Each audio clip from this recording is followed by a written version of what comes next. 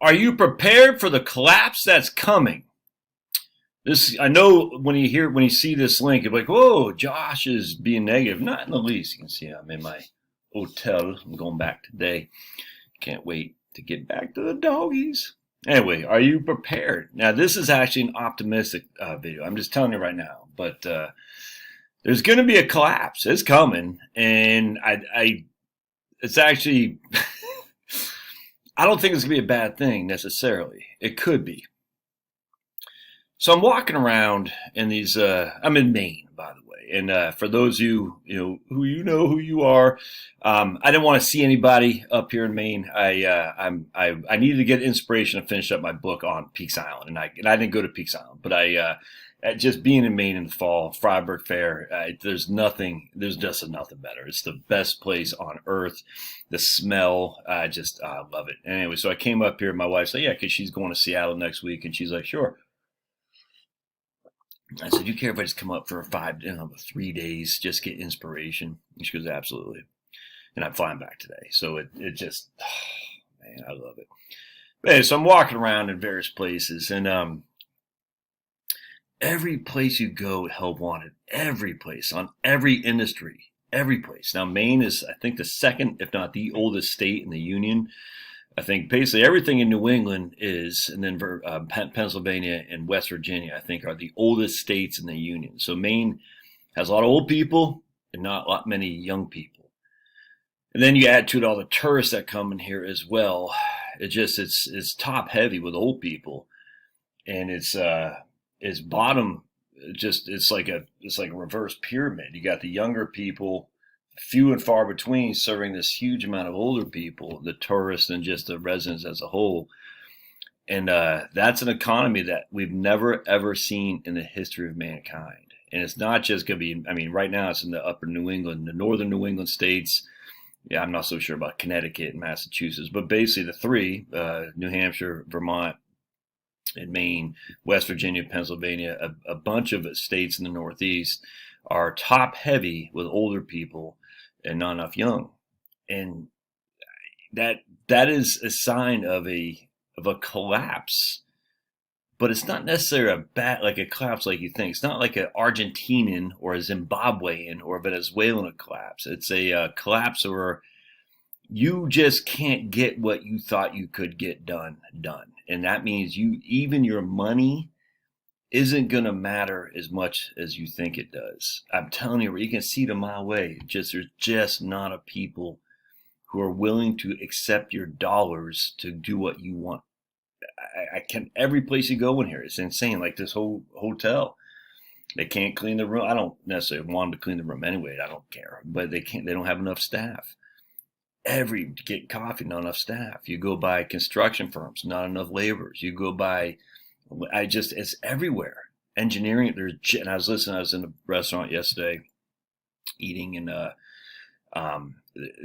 could hear the table next to me, and they were kind of drinking. They do some engineering, architecture and engineering, and you can see that they're like, I was just listening to one guy said, I had to, tell this lady that, one of the, that she has skill set, but she's just not pulling her weight essentially.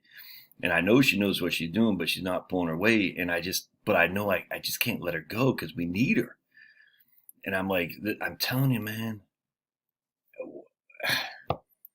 So you take what's happening in the Northeast and you extrapolate that, 20 years from now to the rest of the country. And I'm just telling you, watch what happens up here. You think, well, I'll just pay somebody. Nuh-uh. They don't want your money. There's not enough people for which you to pay somebody. And I don't know where that leads. I don't know. I find it's going to be in a collapse like we've never. And you think about it too. You got the World War II generation, which are pretty much all gone now. All right. Now they survived the Depression. They survived the rationing cars of World War II and whatnot. And then they had a bunch of babies, the baby boomers, because they're optimistic about things, the future. They survived the Depression. They survived World War II. They were optimistic. Then the baby boomers came out, and this is not a slight on the baby boomers. Tons of freaking woke, in the right way, baby boomers who've done it the right way, Vietnam vets and whatnot, tons. There's also a hell of a lot who didn't. A lot of college professors who never worked a day in their life and are living on the largesse of generations previous to them, and they're spending it. Those dollars aren't going to get passed down. I mean, some are, I grant you, but a lot of those people are spending money that was built and given to them from previous generations. It's just that simple. And so they didn't have enough kids because they spent it all, man. And this is not an indictment on the entire baby boomer population, but for a fact that that generation right there has consumed more than any generation in the history of mankind. And they didn't want kids, so we had a baby bust. My generation's baby bust. Now, we were raised by baby boomers to think consume, consume, consume, consumption, consumption, consumption. We'll pay a guy, we'll pay a guy, we'll pay a guy. I'm telling you, but now when you look at the millennial generation, which is a big generation, what kind of skill set are they bringing to the table? I was listening to an uneducated economist, Simon. He said that, like, there's a school in some place that's got 90% women, some college. I forgot where he's talking about. I said, these ladies aren't being educated on trades. I don't know what they're being educated on, but it's not trades. And you see in the higher education, it's like 65% now, 60 to 65% are women getting degrees. It's not on trades. It's not on, it's only on I mean, there's going to be some engineers, I grant you. There's going to be some doctors, 100%. But there's going to be a hell of a lot of, just basically paper pushing and their HR people too. I'm telling you, man. So I was up here to talk. My waitress was actually from South Carolina. She was from Beaufort, Georgia, and then she went to South Carolina. And she, I said, "What are you doing up here?" Because she sounds Southern. I heard her every now and again slip into y'all, but other than that, I said, so we just got to talking. And nice lady. She's gay, and her girlfriend was up here. Was from Maine. They met at college, the College of Charleston, whatever it's called, College of Charleston. And her girlfriend is from Maine, so they moved up here. But they're moving back. They're moving back to the South. Her and her girlfriend, I guess, soon to be, I don't know what, wife, whatever. I frankly could care less. Just very nice lady. So good on her, man. She meets someone she loves, all power. But at the end of the day, she wants to. She won't be here anymore. She won't be here to serve me and other tourists that are here, because she's going to go back to South Carolina and do what she wants to do, which isn't to be a server at a restaurant up here in Maine. And there's a waiting line throughout. It's funny. So you had to wait and wait and wait. And I'm sitting there, I'm talking to one lady. I said, look, you guys still got to practice social distancing. He said, well, not even really so much. It's just we don't have the staff. Because you see, I mean, there's like an hour wait, man. And you see all these tables. It's like empty table. And you're thinking, oh, it's because social distancing, stupid. You're still doing that? No, didn't have the staff. Now they're couching it under the idea of social distancing. But she goes, yeah, we just don't have the staff. I said, well, that's got to hurt the bottom line. She goes, she's just a worker. She doesn't know, but I guarantee it's hurt. We know that in what's going on in New York City right now, 40 to 50% sales down. I'm just telling you, man. And so there's going to be a crash coming. I don't know what it's going to be. I don't know what it's going to look like. You can only bring in so many immigrants to do your grunt work until the immigrants say, I'm not going to do that. You see what I'm saying? I mean, I tell you, man, it's the immigrants say, if I'm going to do this grunt work and get treated poorly, I just stay home. You see what I'm saying? So I don't know what it's going to be, but it's coming, man. And I wish I had some guidance here, but I think, so I'm driving around in Maine. You see all these places, help wanted. You know what I'm saying? You're just like, someone's got to fill these roles, but no one's gonna.